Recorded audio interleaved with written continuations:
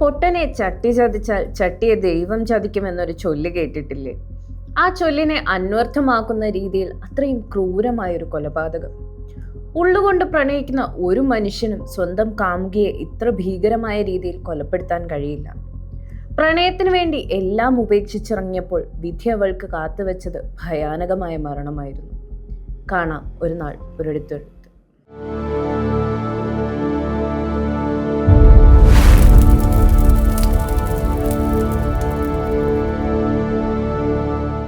2025 August 22 ഒരു വെള്ളിയാഴ്ച.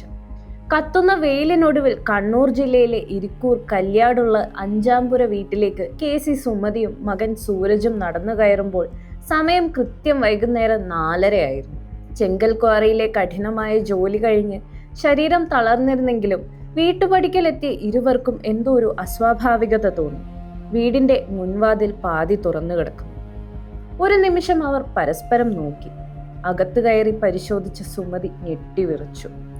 അലമാരയിൽ സൂക്ഷിച്ചിരുന്ന വിലപിടിപ്പുള്ള സ്വർണ്ണാഭരണങ്ങളും ലക്ഷക്കണക്കിന് രൂപയുടെ പണവും അപ്രത്യക്ഷമായിരിക്കും.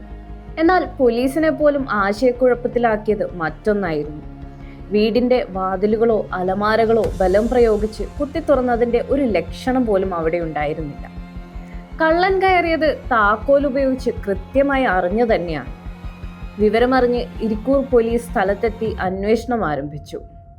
വീട്ടിലുള്ളവരുടെ വിവരങ്ങൾ ശേഖരിച്ചപ്പോഴാണ് ആ നിർണായക സത്യം പുറത്തു വന്നത്. സുമതിയുടെ മൂത്ത മകൻ സുഭാഷ് ദുബായിൽ ഡ്രൈവറാണ്. അദ്ദേഹത്തിന്റെ ഭാര്യ 24-കാരിയായ ദർശിതയും 2.5 വയസ്സുള്ള കുഞ്ഞും ഈ വീട്ടിലായിരുന്നു താമസം. എന്നാൽ അന്ന് രാവിലെ ദർശിത കുഞ്ഞുമായി കർണാടക ഹുൻസൂരിലെ സ്വന്തം വീട്ടിലേക്ക് പോയിരുന്നതായി സുമതി പറഞ്ഞു. ഉടൻ തന്നെ സുമതി ദർശിതയെ ഫോണിൽ വിളിച്ചു. 2 ദിവസത്തിന് ശേഷം ഞാൻ മടങ്ങി വരാം അമ്മേ എന്നായിരുന്നു ദർശിതയുടെ മറുപടി. എന്നാൽ തൊട്ടു പിന്നാലെ പോലീസ് ദർശിതയുടെ നമ്പറിലേക്ക് വിളിച്ചപ്പോൾ ഫോൺ സ്വിച്ച് ഓഫ് ആയിരുന്നു. സൈബർ സെല്ലിന്റെ സഹായത്തോടെ മൊബൈൽ സിഗ്നലുകൾ ട്രാക്ക് ചെയ്ത പോലീസിന് ഒരു കാര്യം വ്യക്തമായി. ദർശിത ഹുൻസൂരിലേക്കല്ല, മൈസൂർ ഭാഗത്തേക്കാണ് സഞ്ചരിക്കുന്നത്. വീട്ടിലെ മോഷണത്തിന് പിന്നിൽ മരുമകൾ തന്നെയെന്ന സംശയം പോലീസിന് ബലപ്പെട്ടു. അന്വേഷണം പുരോഗമിക്കുന്നതിനിടെ ഓഗസ്റ്റ് 24-ന് ഇരിക്കൂർ പോലീസിനെ തേടി കർണാടക പോലീസിന്റെ ഒരു അടിയന്തര സന്ദേശമെത്തി. സാളിഗ്രാമിലെ ഒരു ലോഡ്ജ് മുറിയിൽ മലയാളി യുവതി കൊല്ലപ്പെട്ടിരിക്കുന്നു. പോലീസ് സംഘം പാഞ്ഞെത്തിയപ്പോൾ കണ്ട കാഴ്ച ഭീകരമായിരുന്നു. തങ്ങൾ തിരയുന്ന ദർശിതയുടെ ജീവനറ്റ ശരീരമായിരുന്നു അത്. ശനിയാഴ്ച ഉച്ചയ്ക്ക് 2 മണിയോടെയാണ് അവൾ ക്രൂരമായി കൊല ചെയ്യപ്പെട്ടത്. പക്ഷെ അവളെ അവിടേക്ക് എത്തിച്ചതും ഇത്രയും പൈശാചികമായ രീതിയിൽ കൊലപ്പെടുത്തിയതും ആരാണ്? കേരള കർണാടക പോലീസിന്റെ സംയുക്ത നീക്കത്തിനൊടുവിൽ പുറത്തു വന്നത് സിനിമകളെ പോലും വെല്ലുന്ന ചതിയുടെയും അന്ധവിശ്വാസത്തിന്റെയും കഥയായിരുന്നു. പോലീസ് വലയിലായ പ്രതി കർണാടക സ്വദേശി സിദ്ധരാജുവിനെ ചോദ്യം ചെയ്തപ്പോഴാണ് ഞെട്ടിക്കുന്ന വിവരങ്ങൾ പുറത്തു വന്നത്. ദർശിതയും സിദ്ധരാജുവും കഴിഞ്ഞ 7 വർഷമായി പ്രണയത്തിലായിരുന്നു. ഭർത്താവ് സുഭാഷ് ഗൾഫിലായിരുന്ന സമയത്തും ഈ രഹസ്യബന്ധം തുടർന്നു. ഒടുവിൽ കാമുകനൊപ്പം ജീവിക്കാൻ ഉറപ്പിച്ചാണ് ദർശിത ഭർത്തൃവീട്ടിൽ നിന്ന് പണവും സ്വർണവുമായി ഇറങ്ങിത്തിരിച്ചത്. സ്വന്തം നാട്ടിലെത്തിയ ദർശിത കുഞ്ഞിനെ മാതാപിതാക്കളെ ഏൽപ്പിച്ചു. തുടർന്ന് 3 ബാഗുകളിലായി സൂക്ഷിച്ച കോടിക്കണക്കിന് വിലമതിക്കുന്ന സ്വർണവും പണവുമായി അവൾ കാമുകനെ കാണാൻ പുറപ്പെട്ടു. എന്നാൽ ഇതിനിടയിൽ ദർശിത മറ്റൊരു കെണിയിൽ കൂടി വീണിരുന്നു. പ്രേതബാധ ഒഴിപ്പിക്കുന്ന മന്ത്രവാദിയാണെന്ന് അവകാശപ്പെട്ട സിംഗപട്ടണം സ്വദേശി മഞ്ജുനാഥ് എന്നയാൾക്ക് ആഭിചാര ക്രിയകൾക്കായി 2 ലക്ഷം രൂപയും കുറച്ച് സ്വർണവും അവൾ കൈമാറിയിരുന്നു. ബാക്കി പണവും സ്വർണവുമായി ദർശിത സാളിഗ്രാമിലെ ലോഡ്ജ് മുറിയിൽ സിദ്ധരാജുവിനൊപ്പം ഒത്തുകൂടി. എന്നാൽ അവിടെ വെച്ച് അവർക്കിടയിൽ കടുത്ത തർക്കമുണ്ടായി.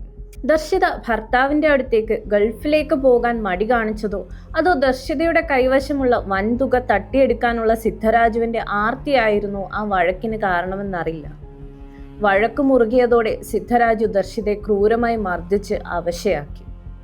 നിലത്ത് വീണ അവൾക്ക് നേരെ അയാൾ തന്റെ പൈശാചികമായ കൊലപാതക പ്ലാൻ നടപ്പിലാക്കി. താൻ മുൻകൂട്ടി ബാഗിൽ കരുതിയിരുന്ന ഒരു പഴയ മൊബൈൽ ചാർജറിനുള്ളിൽ ഘടിപ്പിച്ച ഇലക്ട്രിക് ഡിറ്റണേറ്റർ അയാൾ ദർശിതയുടെ വായിലേക്ക് ബലം പ്രയോഗിച്ച് തിരികെ കയറ്റി. തുടർന്ന് അതിലേക്ക് ഹൈ വോൾട്ടേജ് വൈദ്യുതി കടത്തിവിട്ട് അയാൾ അത് സ്ഫോടനത്തിലൂടെ പൊട്ടിച്ചു. ഭീകരമായ ആ സ്ഫോടനത്തിൽ ദർശിതയുടെ മുഖവും തലയും പൂർണ്ണമായി തകർന്നു. ചോരയിൽ കുളിച്ച മൃതദേഹത്തിൽ നിന്നും അവശേഷിച്ച പണവും സ്വർണവുമായി സിദ്ധരാജു അവിടെ നിന്ന് കടന്നു കളയുകയായിരുന്നു. എന്നാൽ നിയമത്തിന്റെ കണ്ണിൽ നിന്നും രക്ഷപ്പെടാൻ ആ കൊടും കുറ്റവാളിക്ക് കഴിഞ്ഞില്ല. കൃത്യമായ അന്വേഷണത്തിലൂടെ ഇരിക്കൂർ പോലീസും കർണാടക പോലീസും ചേർന്ന് ക്രൂരനായ കാമുകൻ സിദ്ധരാജുവിനെയും പണം തട്ടിയെടുത്ത മന്ത്രവാദി മഞ്ജുനാഥിനെയും ഇരുമ്പഴിക്കുള്ളിലാക്കി.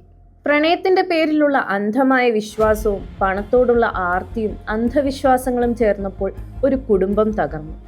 ഒടുവിൽ ഒരു സ്ത്രീക്ക് ദാരുണമായ അന്ത്യവും.